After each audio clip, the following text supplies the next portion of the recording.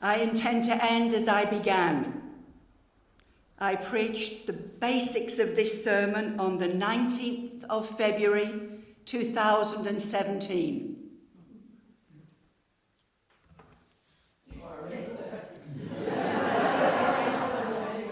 And no one remembers. The title is, So What Does God Really Want? Sigmund Freud had many questions, but one of his most famous ones was,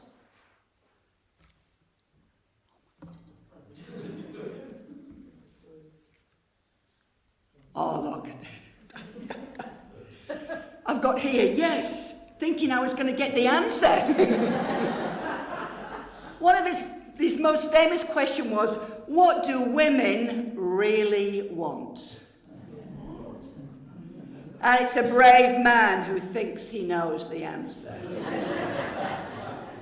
Because most men don't. And to be honest, Most women don't. I don't know that many women do either. But today I have good news for you. When it comes to what God, Adonai, the divine presence, really wants, we're provided with an answer. And it's distilled into one verse found in the prophet Micah. And for me, this one verse epitomizes the whole of the Hebrew scriptures. It captures the heart of the Torah, the spirit of the prophets, and the soul of the writings.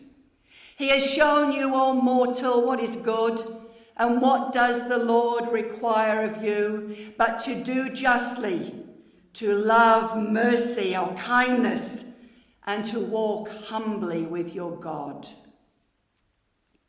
The thing I find intriguing about this verse, utterly amazing, is that two of those requirements are to do with our attitudes and actions towards our fellow human beings. And only one has to do with God. But before we explore these three things, let's look at who this character Micah is.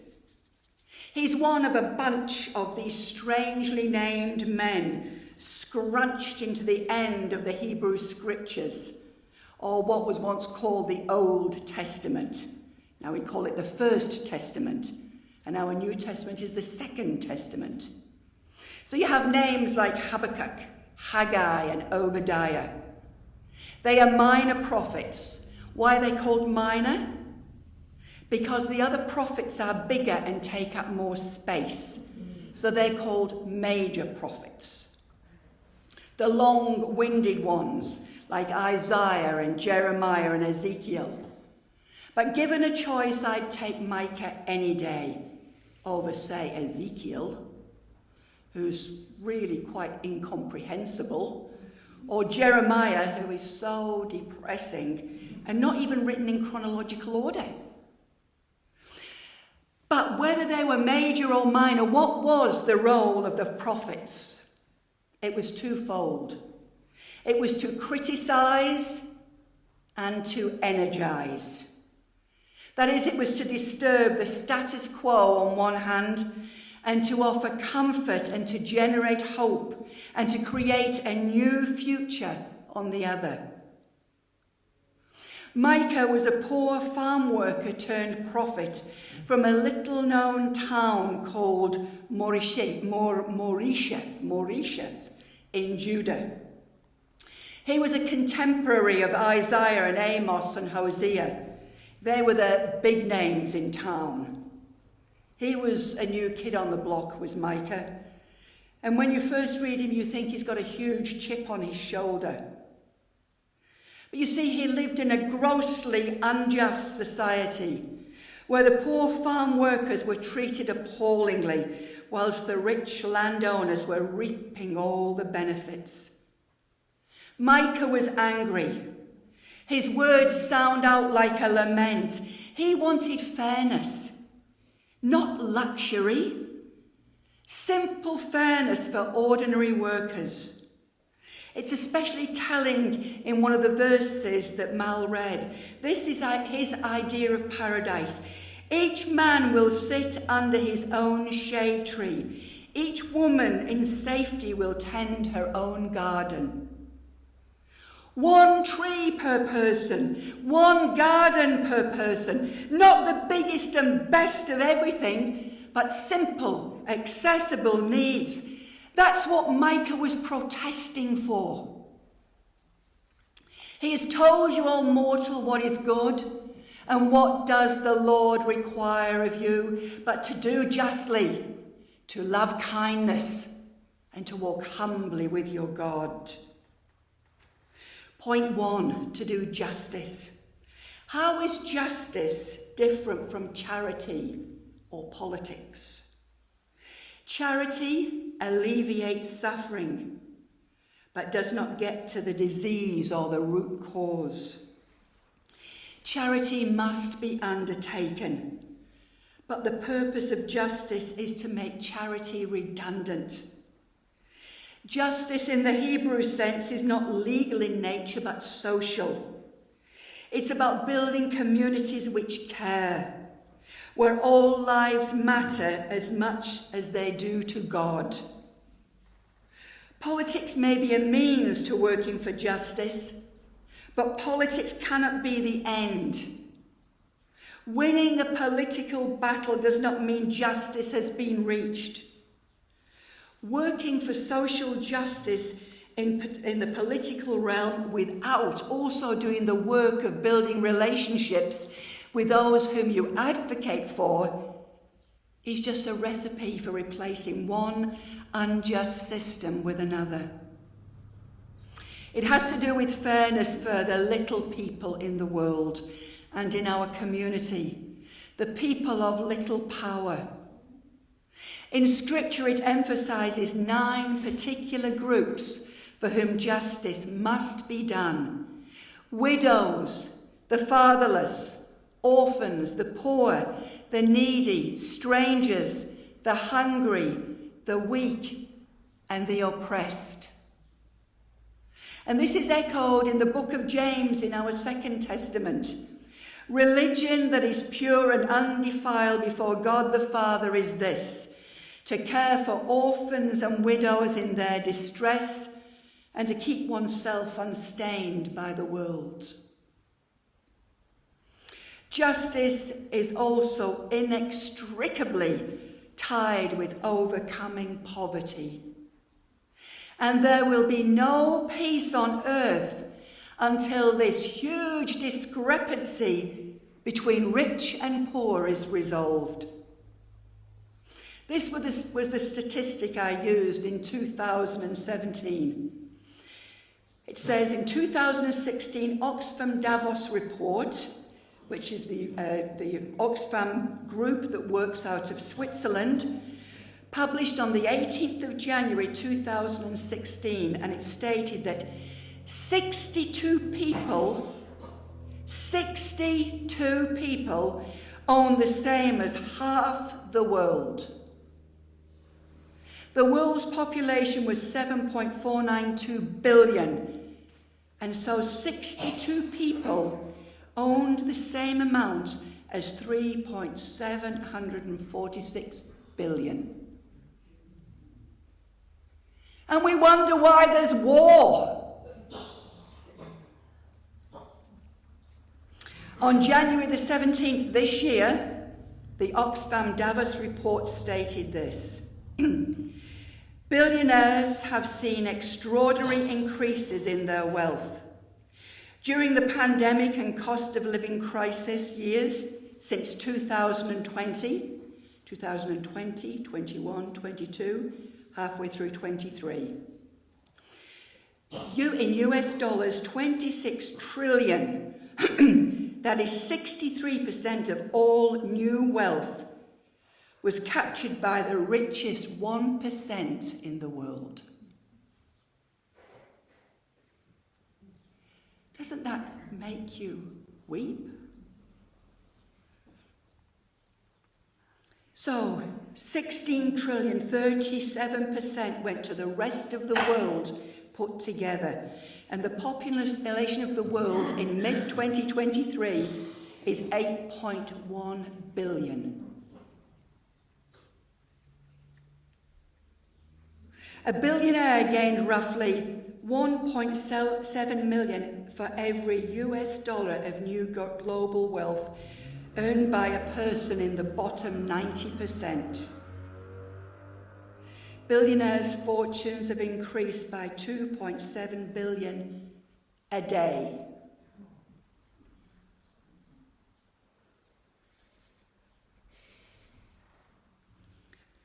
What of New Zealand? A Treasury report estimating the distribution of wealth in New Zealand, released in April of this year, says that 67.2% of all the wealth in this country is held by 10% of the population. 26.1% of all the wealth in this country of New Zealand is held by just 1% of the population. And 8.3% of all the wealth in New Zealand is held by just 0.1% of the population. And this wealth, this greed, is owned by people who hide their wealth in trusts and shell companies. Those who own large numbers of properties, banking tax-free capital gains of tens of millions of dollars, while bemoaning how hard life is for landlords. And then enormous multi-million nationals have killed off local businesses. We see it in town. They make vast amounts of money while paying essentially no tax because they have a head office registered in a billionaire-friendly country.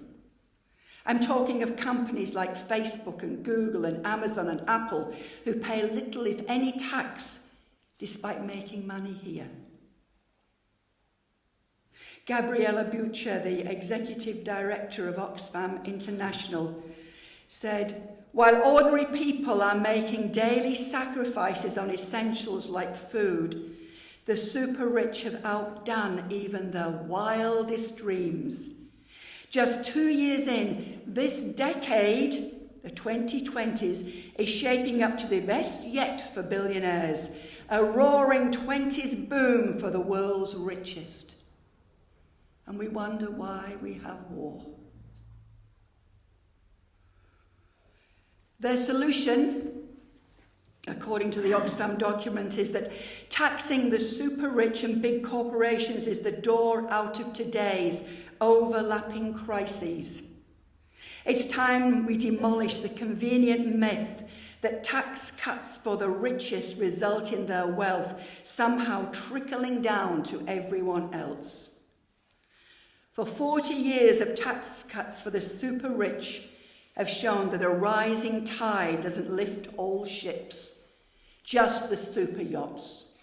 If you're on a raft or a kayak, it does you no good whatsoever. Think about those statistical abominations. He's told you, O mortal, what is good, and what does the Lord require of you, but to do justly, to love mercy or compassion, and to walk humbly with your God.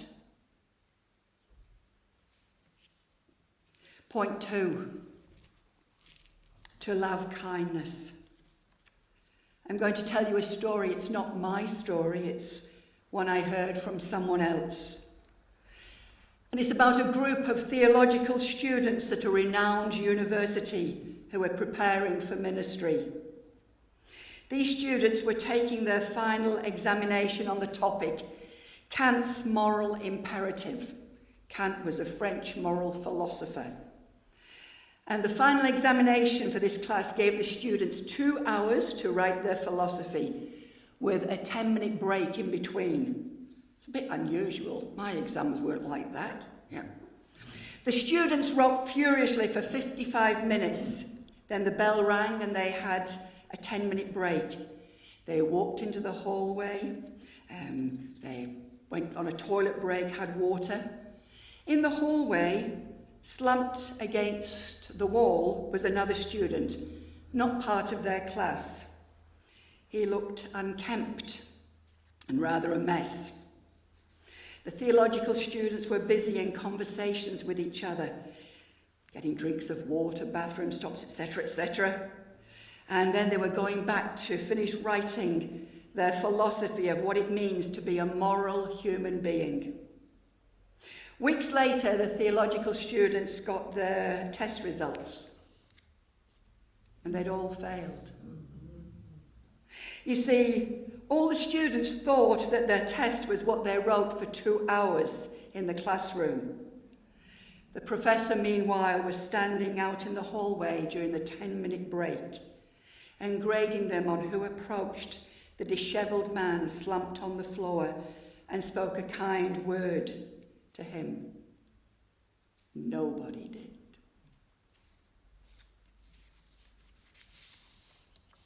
He has shown you, O mortal, what is good. And what does the Lord require of you but to do justice and to love mercy and to walk humbly with your God? Point 3, final point. Alex and I were part of a Pentecostal movement for many years, decades. This movement laid immense emphasis on personal piety. It feels like another life now. Quiet times, scripture reading, witnessing, prayer, attendance at all meetings, tithing. They were